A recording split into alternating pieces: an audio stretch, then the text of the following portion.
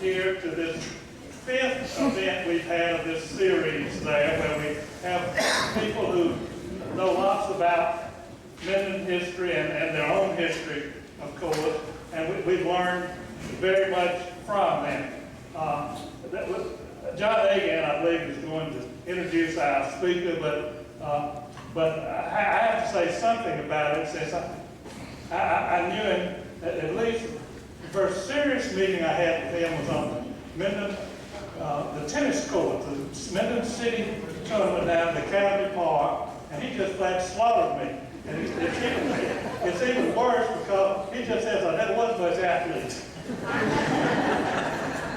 but anyway, we would certainly want to thank Patty and Charlie Odom for allowing us to use their facility this evening. They've been always very interested in promoting the museum. Matter of fact, they got me into this job. I'm not sure to thank them for that or not, but nevertheless, they were the ones that really, and they've stayed interested and really have worked hard at it. I think that I'd like Schelley to come on and say what you have to say. You got a lot of important words to give now. Just a few. But we appreciate your support.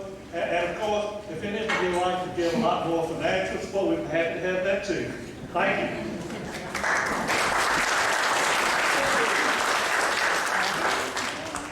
As Thad said, I would like to thank all of you for coming. We've kind of got a different crowd tonight. The last few events that we've had a packed house just like this, and so tonight we've got some people that have never been here before. So we've got a few rules, and I know Diane, you love rules. So please turn your cell phones off.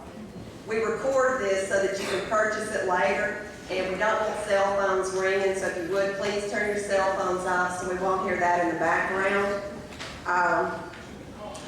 Our next event that we have is in August, so I hope you'll all return for that. Marilyn Miller is going to come and speak about her book that she wrote several years ago. In September, we've got a real special event. It's going to be Memories of Hunters. And so it'll kind of be a 40s, 50s themed night with a lot of folks coming and telling about their Hunters Playhouse memories. And in fact, as we speak, we have a new print by Corlew Robinson that's on the press. Corlew and I both went down and proofed it about 2 hours ago, and that's running. So we'll have that available here within the next week or so for everyone to purchase. And you'll see it, it's back here. That's a campus copy of it. The other one will be 11 by 14 that you can purchase. Okay, I've already done cell phones, okay. We also have membership cards back there on the table as you came in. If you did not pick it up and you have contributed within the last year or so, be sure to check and see if your member card is back there on the table. If you would, pick it up. And if you don't see your name, please let me know because I did forget a few folks. We also have our gift basket tonight, and that's a really nice basket. Those items are from the Ellis Island Museum.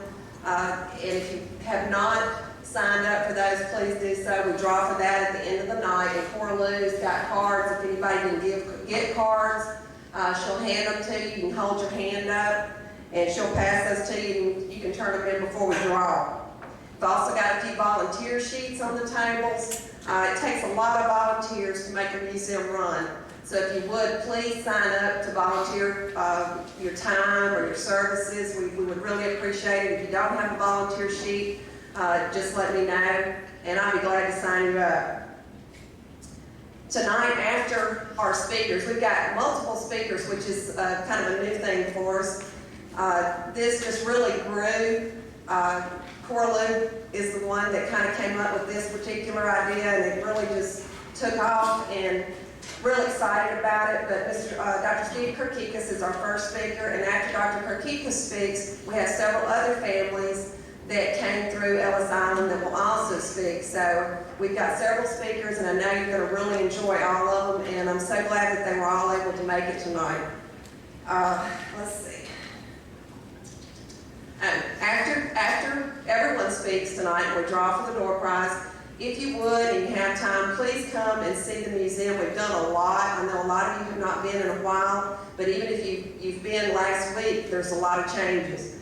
So So please take a trip to the museum, which is just around the corner on Pearl Street for those of you who have not been before. We've also got pledge cards in the back, as Thad said. If you would pick up one of those, we'd love to have you pledge some money to help run the museum. Tonight, I did a little research on Ellis Island, and I would love to maybe one day get to go to the museum, and I know quite a few of you have been. But Ellis Island is a symbol of America's immigrant heritage. Between 1892 and 1954, nearly 12 million men, women, and children landed there in their search of freedom, speech, religion, and economic opportunity. I would like a show of hands from all of you that are here because someone in your family came here via Ellis Island. Quite a few. I know when Thad and I first started, he said, "Oh, hardly anybody came through Ellis Island that lives in Minden." But he's learned quite a few people did. As I said, at the end of Dr. Kirkikis' speech, we have other members from the Michael family, from the Mourad family, and possibly from the Elzen family that will be speaking. So without further ado, I'd like John A. Gann to come up here and present our main speaker for the evening.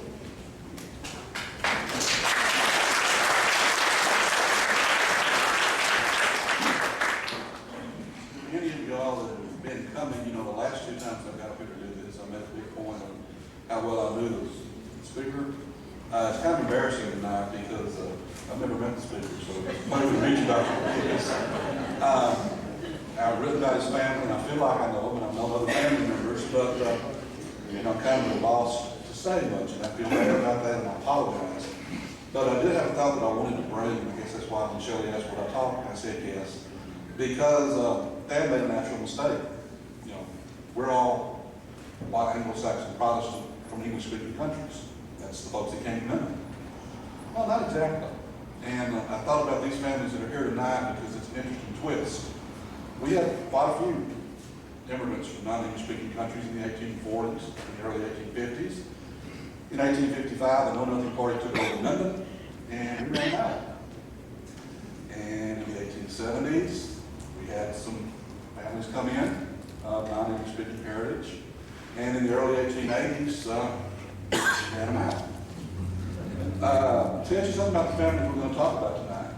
After the breakup of the Ottoman Empire, when most of these families were driven here, they came, and whether they were just such wonderful people, which it may well be, or we had grown up, these people came and made a productive and very cosmopolitan part of Minden. Now, I'm too young to remember, that's a hard thing to say much anymore, I don't say that very often. I'm too really young to remember when the stores on Back Street were going.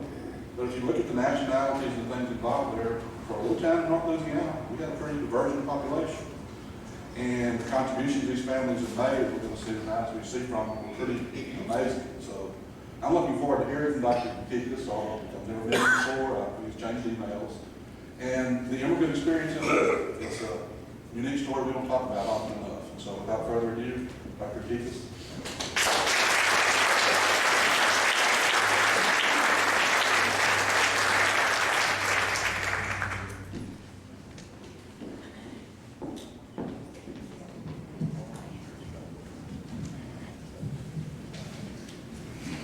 Well, thank you very much, Thad. Thank you everybody for coming. I'm privileged and honored to be here. We have a story that has been told many times before by other people coming to America. And that to tell our family story, the Kirkikis and the Papanastas story, we just have to start and go back as far as we can remember. The Kirkikis family and the Papanastas family, that's my mother's maiden name, lived in Turkey for many, many years in Asia Minor, which is that part of Turkey that crosses the Bosphorus and Dardanelles and connects to the European part. No records were kept. My parents did not know when they were born, what year they were born. The families lived in Turkey as far back as they could remember. I remember asking my mother and my father, how long have y'all been there? And she said, well, we lived there as long as my grandparents were and their grandparents. So it went back several years. Whether these families lived in Pelos, that's the name of the village or town where they lived in Asia Minor, whether they were descendants of the Greeks from the days of Alexander the Great over 2,300 years ago, or from somewhere else, or even farther back than that, another 1,000 years, remains to be seen, and we just don't know how long they've been. We always know that there was a Christian enclave of people living in Asia Minor for centuries and centuries, and with the Muslims around them. The families of my folks had comfortable living. They were in the business for themselves, and they lived in peace with their Muslim neighbors. They did business with the English and European businessmen, and everything was fine. My dad's father was in the business of agriculture and farming. He was buying and selling farm animals and crops. My mother's dad was a merchant who bought silkworms in the spring, processed them in the ovens, and sold the unwoven silk threads, the cocoons, to European traders. In the fall, he bought olives and made olive oil in his shop. He sold it to the businessmen and traders who came to their village. My mother, and this is the interesting part, my mother helped in the shop selling candy and other items, and as the story goes, that's the way she tells the story, that's where my father met my mother when my father came in to buy some candy. Then World War I in 1914 came, and everything changed. Because the Turks who overthrew the Turkish government did not like anyone who was not Muslim, especially people who were Christian, and because Turkey was on the side as Germany during the First World War, the Turks began to force everybody out who was not Muslim and who was suspected of being a friend of the Allies and Great Britain. In my parents' village of Pelos, the Turks decided to burn the village. They practiced what is known as total war. They burned every building and every house. They killed every person and animal that they could find. Today, the village of Pelos does not exist. My mother used to say that when she was a little girl, she remembers when she, her family, and many other villagers were shipping out to sea in open boats to escape the Turkish cavalry. The poor souls on the beach who did not get into the boats in time did not survive the swords of the Turkish cavalry.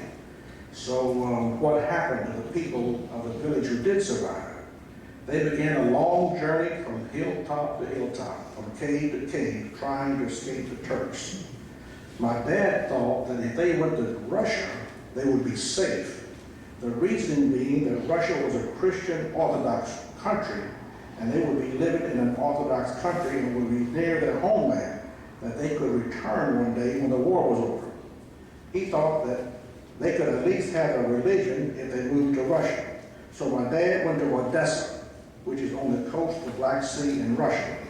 But when he got there, he found himself in the middle of the Russian Revolution. The Bolsheviks, or communists as we know them today, were overthrowing the Tsar of Russia.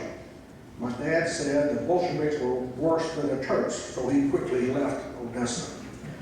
He then tried to go to Greece. But he and my mother and all the other refugees from Asia Minor were not allowed to enter the country by the Greek government in power at the time, because the Greek government said that even though my folks and the other refugees were Greek, and they were Greek Orthodox, that's a religion, and spoke the Greek language, they were not really Greek. But the Greek government did allow them to stay around the port. My dad and his family quickly made plans to come to America while their money still lasted. Because even though the war was over, the Turkish government would not let them return. So they and many others were there without a country. One thing my dad said many times about coming to America is that at least he had a country to come to when his land of his birth was destroyed. He used to tell me this over and over again. You will not have a choice if America ever falls. If you will have nowhere else to go. So never, never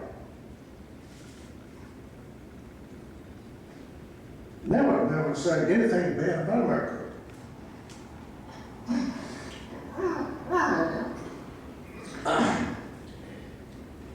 You must always support and protect and defend America.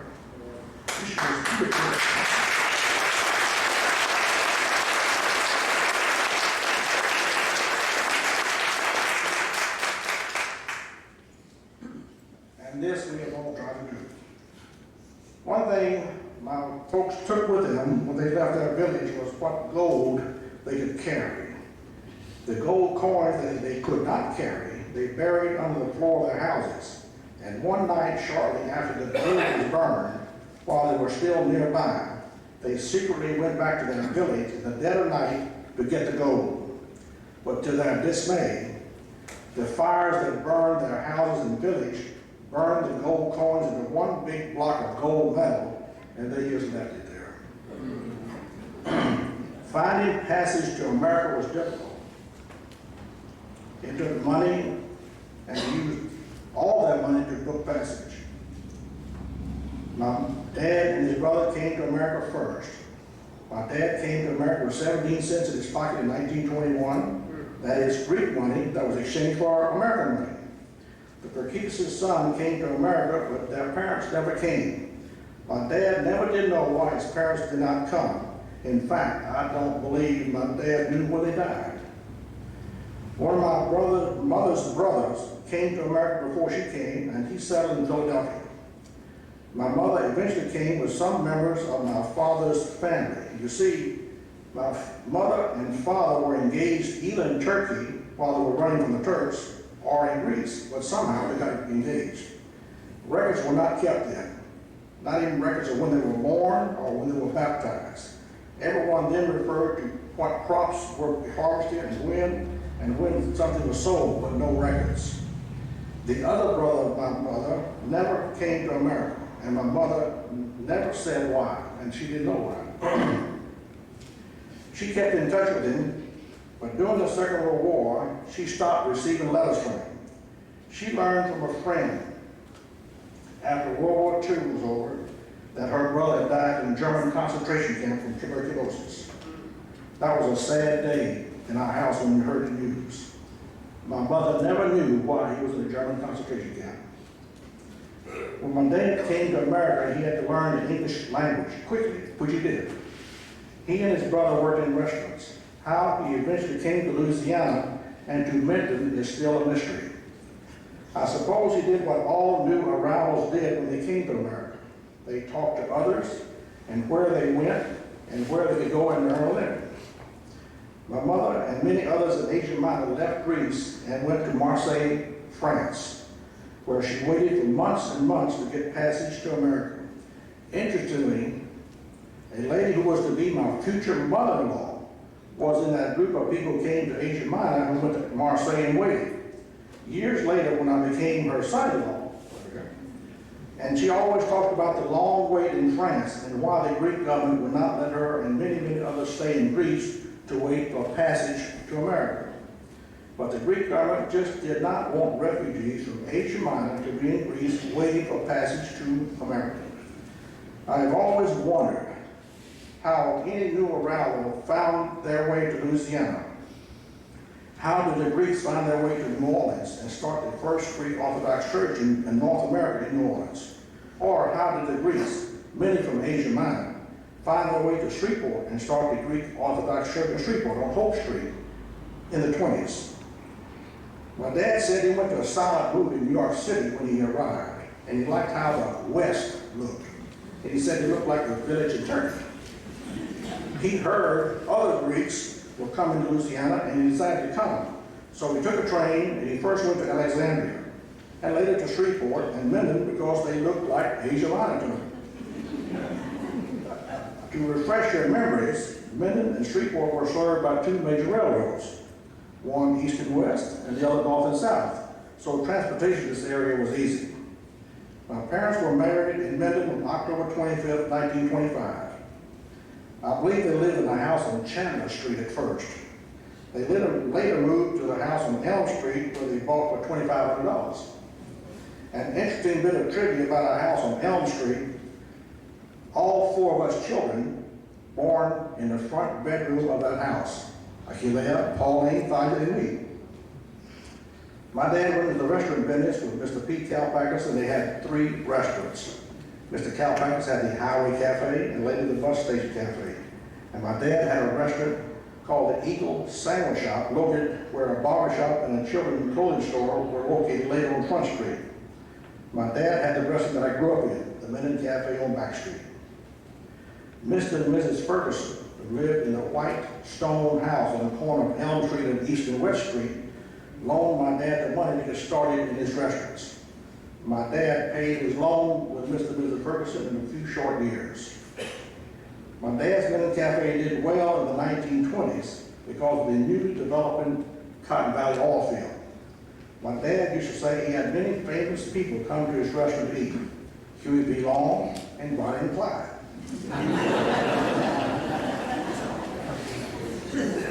And some not so famous people. My dad used to tell the story of being so-called visiting of the Ku Klux Klan one night in Minden, in the Minden Cafe. My dad told him he did not understand English very good, so he told him he was going to the kitchen to get his partner. My dad came out of the kitchen alone. The Klan members started to laugh and said, "Did your partner leave out the back door?" My dad said, "No, I brought him with me, and here he is." And with that, my dad showed him his meat cleaver. He was holding behind his back. My dad said, "The first one who touches me is going to lose an arm." You see, my dad probably knew how to use the cleaver very well.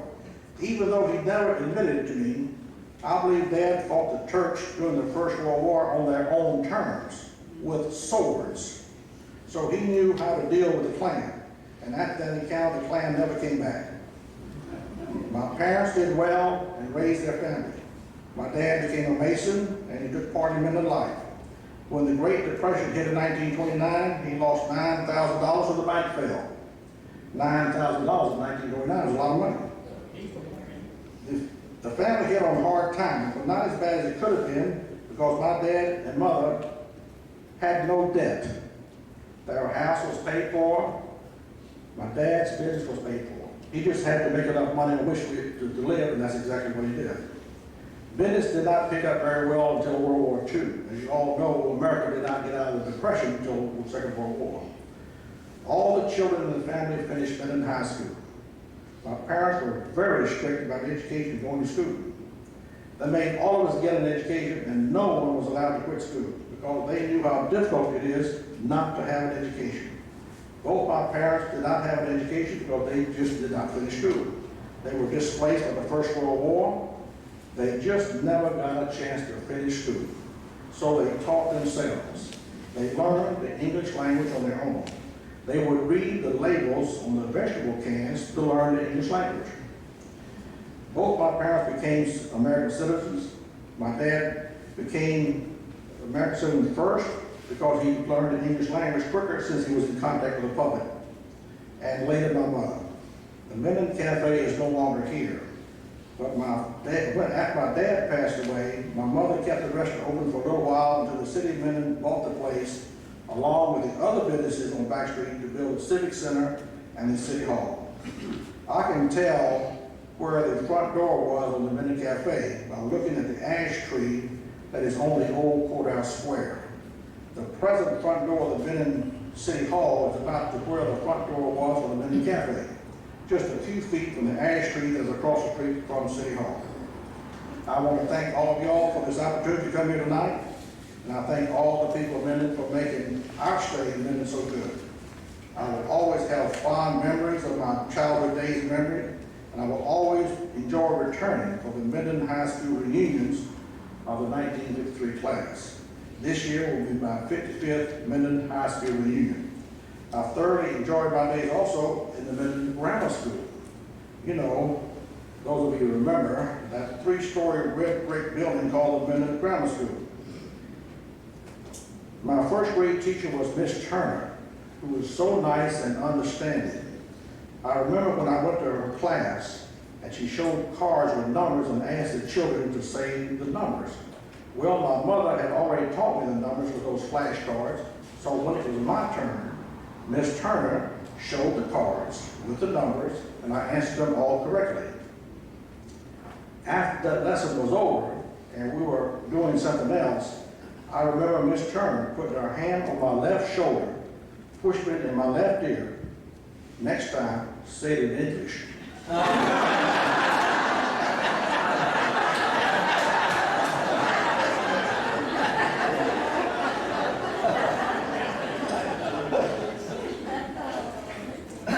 It is that understanding and compassion that I so admire about the people of Minden. I wish the whole state and country were like the people of Minden. My parents are buried in the Minden Cemetery. Thank you very much.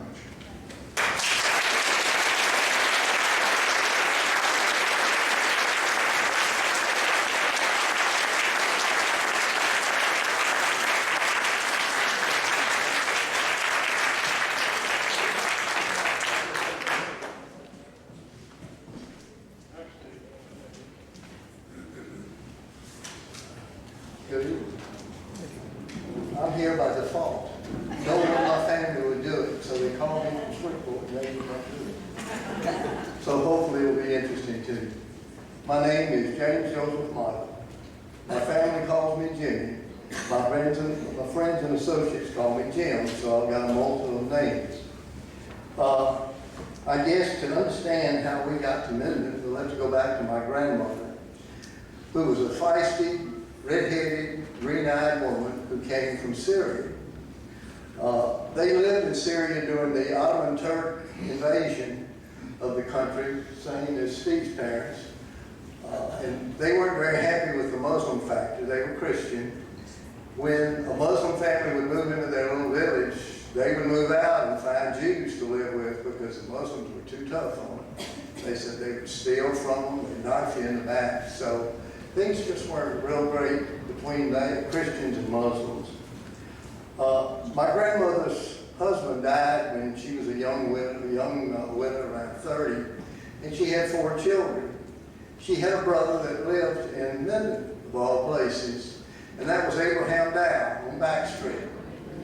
So Uncle Dow had this big store where when you go in there, and I tried to tell my wife the other day that you go in and on the ceiling there were all this stuff hanging from the ceiling, and they would thread it some way or other, like handkerchiefs and socks and suspenders, and you'd go up there and you'd pick through them and decide if you wanted one, you just pull it down, snap it, and there'd be a tag on one of them to tell you how much it was going to be.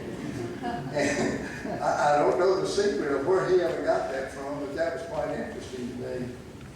Anyway, with her one older son, she decided that she would come to America because her brother had convinced her the streets were paved with gold, that she couldn't do anything in the old country except get married again. That was what was expected of her. And then too, they expected her to wear it, they called it burqa in Arabia, but in Syria they called it something else, but she refused to wear the veil to go downtown when she left her village. And they didn't recognize and didn't want Christian women unveiled, and that just really offended her. But she wasn't allowed to own the little store that her husband had left her. Automatically it came to her, but because of Muslim law, she couldn't own it. So she had to transfer ownership to her father-in-law. And I guess he must have paid her a little bit for it. But anyway, she got enough money between that and my uncle that was in Minden already to come over with her oldest son, John. And her intentions were to come over and make enough money to send for each one of the children that her mother-in-law was holding during that period of time. She had 3 children left over there, 2 boys and a girl. So she came over, and she came over crocheting. She was a big crocheter, and I tried to bring a crochet tablecloth, but we couldn't find my sister who has it. But she would crochet during the night, and she would pedal in an old cardboard-type suitcase. She just made all of Webster Parish. Part of being on that, how she got around is unknown to me to this day. But she had a lot of customers that would buy her crochet. She would crochet dollies for the chairs and things for the pillowcases and that type of thing. She had a good business going. So she saved up enough money, and I'm sure her brother must have helped her, but she got enough money together to open a store in Gibson. And that was where her oldest boy went to work at, and his name was John. So his part in it was to make as much money as he could so they could have a little money to send for the next child, and the next one would be my dad, who was the next oldest, and he was Ellis Michael. So anyway, as it turned out, they had made up enough money, and they had sent for him. My dad, while he was in the old country, I always thought this was interesting. He was, although Christian, he was drafted into the Ottoman Turk Army, and he was only 13. They were getting desperate for people after they had invaded Syria. And he was afraid that that would jeopardize him coming to this country, because the Ottoman Turks were at war against the Allies, the United States, and they were working with the Kaiser. So what he did at 13, they issued him a pistol. And I'll never forget it. He brought it with him. But it was a long barrel pistol. And when he deserted, he took his pistol with him, and he would run at night and hide during the day. So he ran into a convent. It was a French convent. Syria having been a French protectorate for a long time before the Ottoman Turks invaded it, it still had quite an influence there. And in this convent, they gave him shelter. And accidentally, he met my mother, who had been placed in a convent by her parents to keep her away from the Ottoman Turks. And she had a sister, and I'm not sure if she was older or younger, but they were there together. And so he met her in this convent. And the girls would make crochet tablecloths and that type of thing. And there's a rosary over there that she made out of some kind of seeds or pearls or something she got out of the ocean. And they would work on this, and she got to know him, and she thought he was a pretty flirty fella. As it turned out, he had to leave at some point because they were getting suspicious of where he was, apparently. And he left. And she never saw him again until they were on board ship. And what happened to her was, her maiden name was Lahood, L-A-H-O-O-D. We spell it in the States, but in the old country it was spelled L-A-H-O-U-D. And I come to find out we've had an Emil Lahood that was president of Lebanon lately, and I wondered if he can go to distant relative or not. But anyway, they met again on board ship, and this was a couple of years later. And they were really young, 15-ish, 16-ish. So he pursued mother on board ship. He convinced her he was in love with her, apparently. So he convinced her to get off the ship when they docked in Cuba. So they got off in Cuba and got married in Havana. She was on her way over here on a visitor's visa because she had a brother that lived in Mansfield. And he had promised her as to this friend of his who he thought was a nice, fine, upstanding, young Middle Eastern. Well, she didn't make it because here she was married, and she was on a visitor's visa, and Daddy was on a immigration visa, and that really messed up things. They couldn't get back on ship with the change of name business and an dependent. So they stayed in Cuba, and as well as I can remember, they told me it was around 6 months that they were there before they could get their papers straightened out and come to this country. And they finally did. And when they arrived, my grandmother was really unhappy with him for getting married there. She had another dependent. She expected him to go in the store and give her and work less bones off so they could get the next 2 children of her. Well, as it turned out, my uncle in Mansfield wasn't very happy with her either because he had promised her hand, and there she was married. So both grandmother and my uncle were really quite unhappy with him, but they had to take it as it was. Anyway, he did go to Gibson, they did, and they stayed in Gibson. They worked in that same store, and it was on what they call Front Street. It used to be a highway right through Gibson, Highway 80. And he helped out in the store and worked in there, and that's where my older brother was born, Anise, who lived in Minden all of his life, practically, for the exception of a few years in Little Rock. But Anise was born in Gibson, and they stayed there until an opportunity to own a store on his own came up in Mansfield, and I'm sure with the help of my uncle. So they moved to Mansfield. And in Mansfield is where my sister Helen, who still lives in Minden, was born.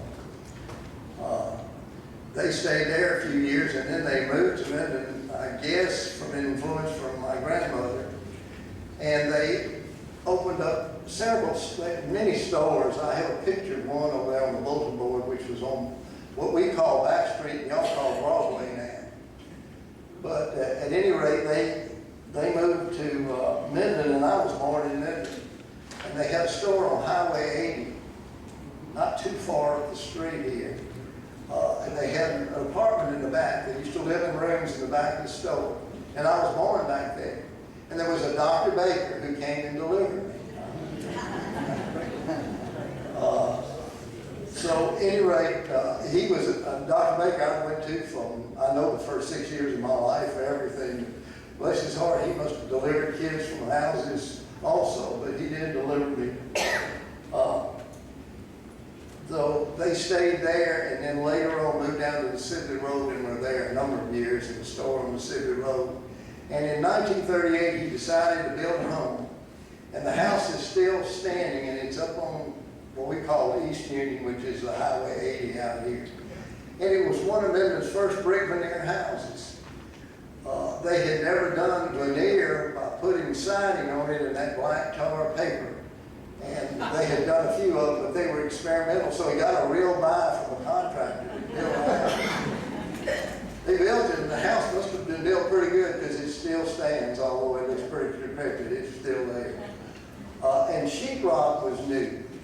And so he was talked into putting sheetrock in the living room and the dining room, but the rest of the house had to have wood and then canvas and then wallpaper over it. And over the years, as people became adjusted to sheetrock, they sheetrocked the rest of the house. So all the bedrooms were pretty well soundproof because they had all this siding between the walls and then sheetrock on top of it.